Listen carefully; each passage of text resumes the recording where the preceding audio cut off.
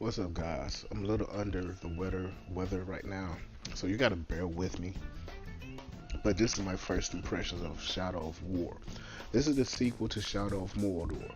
I actually liked Shadow of Mordor a lot. It was 2000 and I think 2014's game of the year, and it was a pretty fun game, because of the stuff you had to do in it. The only letdown to me in Shadow of Mordor was the ending, which I'm not going to talk about it because some people just hadn't played it yet, so I'm not going to spoil it. But Shadow of War is a true sequel. Everything has been touched up.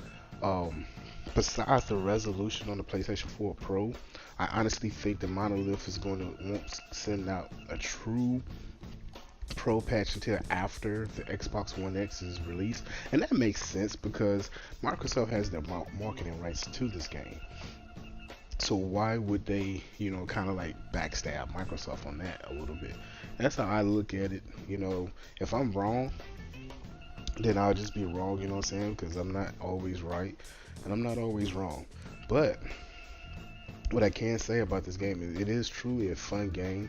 Now that's not saying it's a perfect game because it does has its flaws.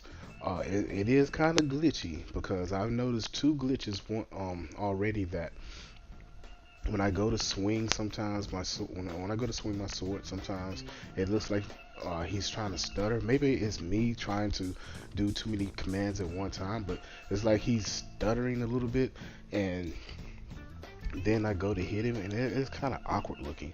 Um, Plus, I actually fell through the floor one time, which I caught that on a live stream, and that was really crazy because I never had even experienced that on the first Middle Earth game.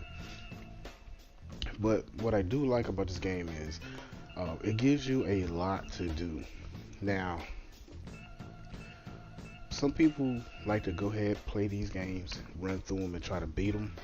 I don't recommend that for this, and I tell you why.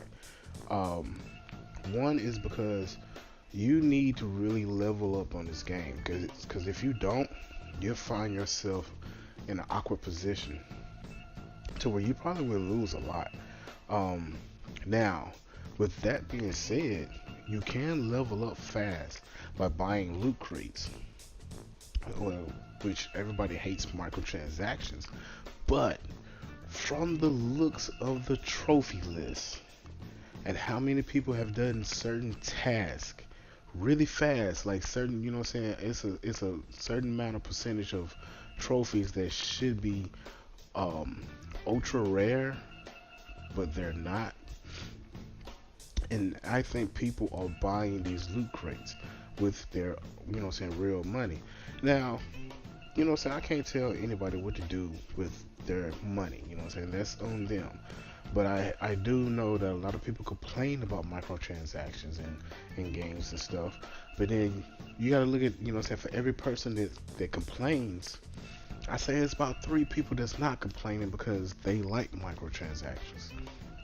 So, just like with Season Pass, DLC, now microtransactions is here to stay. Does that upsets me? No, it doesn't. Because at the same time, I do have a chance to earn in-game money to open up loot crates and stuff. And I'm not talking about just a regular loot crate. I'm talking about the ones that give you legendary gear. I actually earned one loot crate with 4 pieces of legendary gear, and I actually needed that because it boosted up my attacks and my defense and everything up to a good level to where I can keep going through the game without being frustrated and getting killed all the time. And that's a plus. I didn't buy it with any real money, and I doubt I ever will buy, use real money with this game. Now, what I did do was I bought the gold edition, and I'm a member at Gamers Unlock Club at our Best Buy. So every game I get from Best Buy, it's a pretty good discount. And instead of paying over $100 for this game, I paid up to $80. Period.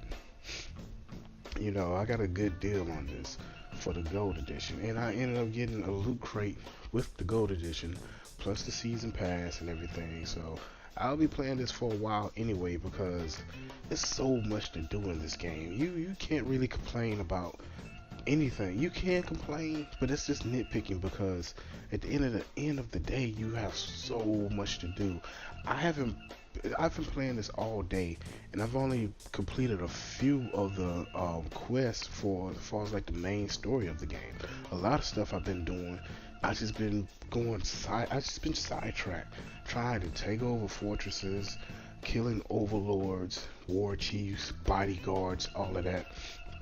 It was one war chief that I had recruited all of his bodyguards, and when he came out to fight me, to face me, my boys behind him was like, well, it's time for you to die, and they beat the plumb mess out of him, and that was pretty cool. I like that. Now you will get betrayed by some of your bodyguards and your recruiters, just like this right here. This guy betrayed me, and I could not recruit him back because he had iron will basically. So I had no choice but to kill him, and as you see, off with his head. But as a first impressions, you know what I'm saying, it's really fun. I'll do a review later. So that's all I gotta say for right now. I'll be doing a review later on, and have fun. Peace.